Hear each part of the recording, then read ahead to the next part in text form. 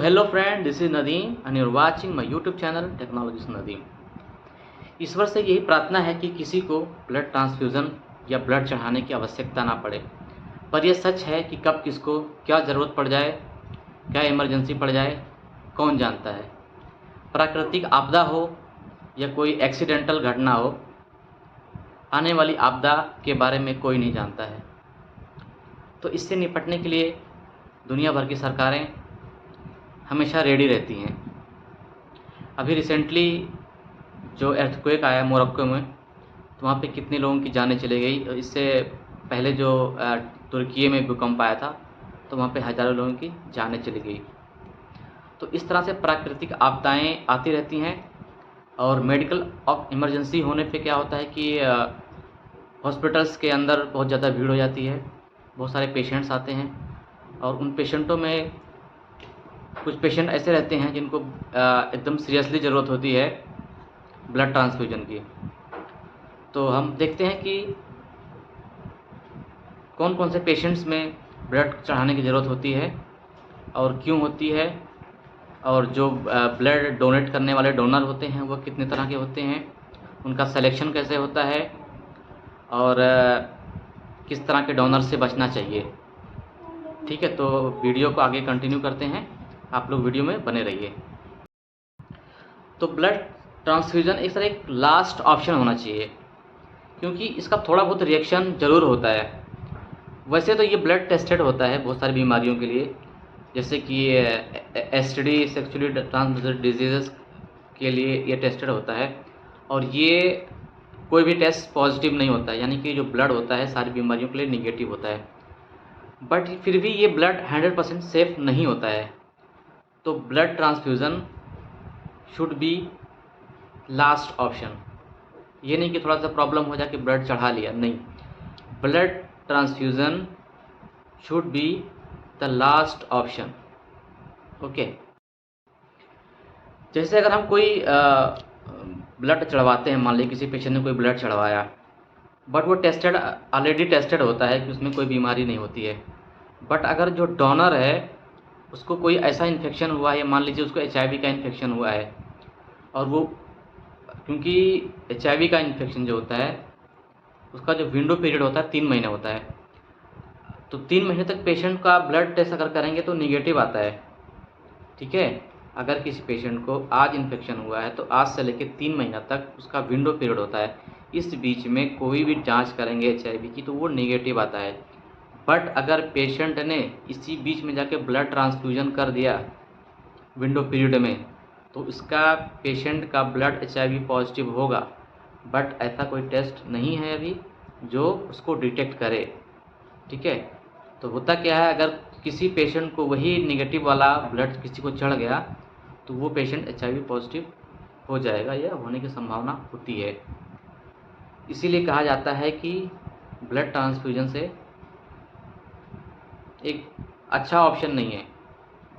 ठीक है, बट अगर पेशेंट की जान बचानी होती है तो ये रिस्क लेना होता है।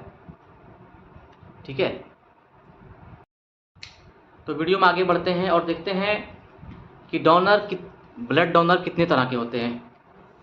बेसिकली 3 तरह के डोनर होते हैं। एक तो होते हैं वॉलंटरी डोनर, सेकंड होता है रिप्लेसमेंट डोनर, थर्ड होता है प्रोफेशनल डोनर। अब ये वॉलंटरी डोनर जो होते हैं ये वॉलंटरी होते हैं, इनको कोई लाभ नहीं होता है, कोई लालच नहीं होती है, वो जाके खुद से ब्लड दे के अपने घर चले जाते हैं, उनको एक कार्ड मिल जाता है, बट उनको ऐसा कोई लालच नहीं होता कि वो पैसे दे के नहीं दे रहे होते हैं या किसी की मदद करने में दे रहे होते हैं। या जाके वो ब्लड दे दिया, अपना घर चले गए अपना कार्ड लेके, और वो ब्लड उनका स्टोर हो जाता है, किसी को ज़रूरत पड़ती है तो फिर उनको दे दिया जाता है।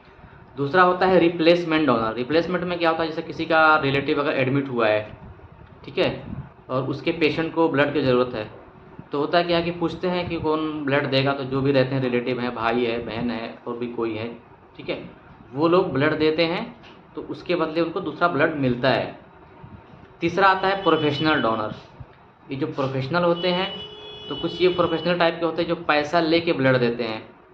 ठीक है, तो कुछ ऐसा रहता है, हॉस्पिटल के बाहर कुछ लोग ऐसे घूम रहे होते हैं, तो हर महीने पे वो, मुझे लगता है कि 3 महीने 4 महीने पे वो लोग ब्लड देते हैं कुछ पैसा लेके, तो उनका ब्लड सही नहीं होता है क्योंकि वो उनका कोई हिस्ट्री नहीं रहती हमारे पास कि क्या है।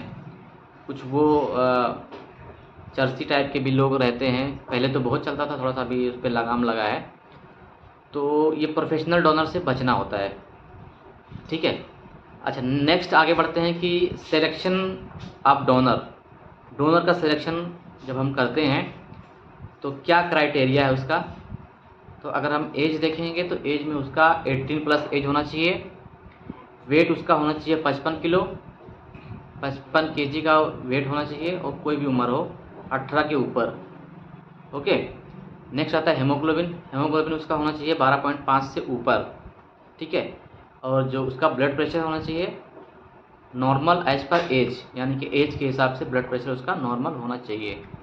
और उसका बॉडी टेम्परेचर एफेब्राइल होना चाहिए, यानी कि उसको फीवर नहीं होना चाहिए, ठीक है। अब आगे बढ़ते हैं, देखते हैं कि कौन कौन से डोनर ऐसे होते हैं जिनसे ब्लड नहीं लेना चाहिए या बचना चाहिए, या वो कौन से ऐसे डोनर हैं जो परमानेंटली अनफिट हैं ब्लड देने के लिए। तो ऐसे डोनर जो एंटी कन्वल्सेंट ले रहे हैं, यानी कि जो झटके वगैरह आते हैं, मिर्गी उर्गी के दौरे आते हैं, ऐसे पेशेंट से ब्लड लेना अवॉइड करना चाहिए। या जो पेशेंट एंटीकोगुलेंट पे हैं, यानी कि कोई हार्ट वार्ट का सर्जरी हुआ है, उनको एंटीकोगुलेंट ले रहे हैं, ऐसे पेशेंट से ब्लड लेने के लिए बचना चाहिए। और कुछ डोनर ऐसे होते हैं जो परमानेंटली अनफिट होते हैं, वो कभी ब्लड नहीं दे सकते। उनका एक लिस्ट है, मैं आपको बता देता हूँ। जैसे कि सीवियर एलर्जी का पेशेंट है, या फिर पेशेंट सीवियर अस्थमा का पेशेंट है, कार्डियोवैस्कुलर डिजीज़ का पेशेंट है, हेपेटाइटिस बी या सी है, HIV का इन्फेक्शन है, या फिर थायरॉयडिज्म, हाइपरथायरॉयडिज्म या हाइपरथायरॉयडिज्म।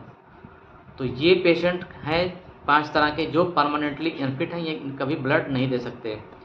मलेरिया के भी पेशेंट ब्लड दे सकते हैं, लेकिन वो अपना ट्रीटमेंट कंप्लीट होने के बाद, ठीक है। बट ये जो 5 तरह के पेशेंट हैं, हेपेटाइटिस बी के, HIV के, हाइपरथायरॉयडिज्म के, severe allergy, severe asthma, cardiovascular disease के, ये पेशेंट ब्लड नहीं दे सकते हैं। ये लोग परमानेंटली अनफिट हैं। जब इनका सिलेक्शन होगा तो वहीं पे इनको छांट दिया जाएगा, इनसे ब्लड नहीं लिया जाएगा, ठीक है। और सबसे लास्ट बात ये है जो मैं कहना चाह रहा था, कि कुछ लोग समझते हैं कि ब्लड टेस्टिंग जब हम कराते हैं, सॉरी, ब्लड डोनेशन जब हम करते हैं तो हमारा इतना सारा खून निकल जाता है और उसकी रिकवरी नहीं हो पाती है। कैसे होगा, हम ब्लड दे देंगे तो कमज़ोरी आ जाएगी। लेकिन ऐसा कुछ नहीं होता है, क्योंकि जो RBCs की लाइफ साइकिल है वो 120 दिन का है। अगर आप ब्लड डोनेट भी नहीं करेंगे तो आपका जो ब्लड है कि एक सेल है उसकी लाइफ 120 दिन है। 120 दिन के बाद अपने आप वो डिस्ट्रॉय हो जाएगा और नया RBC उसकी जगह पे बन जाएगा। यानी कि अगर आप 120 दिन ब्लड नहीं देते हैं तो भी आपका 50%, मान लीजिए 50% या 20% ब्लड अपने आप से नया बन जाएगा। क्योंकि जब एक ही 120 दिन ही लाइफ है उसका, तो ऐसा नहीं कि आदमी जब पैदा हुआ जो ब्लड पैदाइश में उसके जिस्म में था वो लाइफ टाइम वो चलेगा, ऐसा नहीं होता है। इवन स्किन भी यहाँ से निकलती रहती है, टूट टूट के नई स्किन आती रहती है। तो कोई भी जो स्किन है, ब्लड है, ब्लड सेल्स हैं, ये सब चेंज होते रहते हैं, क्योंकि सबका एक लाइफ स्पैन होता है। तो उतने दिन तक ही जीवित रहता है, उसके बाद वो डिस्ट्रॉय हो जाता है, नया बनता रहता है। तो ब्लड देने से कोई दिक्कत नहीं आती है, आप ब्लड डोनेशन कर सकते हैं। मिनिमम आप 6 मंथ के बाद एक बार ब्लड दे सकते हैं, कोई दिक्कत की बात नहीं है, ठीक है। अलबत्ता ब्लड देने से क्या होता है कि ब्लड ट्रांसफ्यूज़न मतलब ब्लड डोनेशन से अलबत्ता आपको फ़ायदे होते हैं। कुछ हार्मोन्स जो हमारे बॉडी के लिए अच्छे नहीं होते हैं वो भी रिमूव हो जाते हैं, ऐसा कुछ स्टडी में बताया गया है, ठीक है। तो एक बहुत अच्छा ऑप्शन है कि आप ब्लड डोनेट करें, क्योंकि आपका ब्लड भी रिप्लेस हो जाएगा और उसमें से जो कुछ थोड़ा बहुत अनवांटेड चीज़ें भी होंगी वो भी निकल जाती हैं। तो एक बहुत ही अच्छा ऑप्शन है, और ये कि पुण्य का काम है।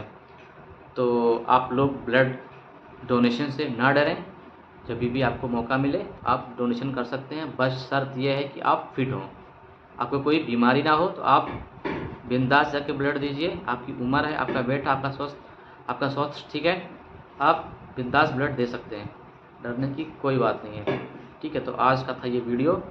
ऐसे ही नॉलेजफुल वीडियोस पाने के लिए चैनल को लाइक करें, शेयर करें दोस्तों में।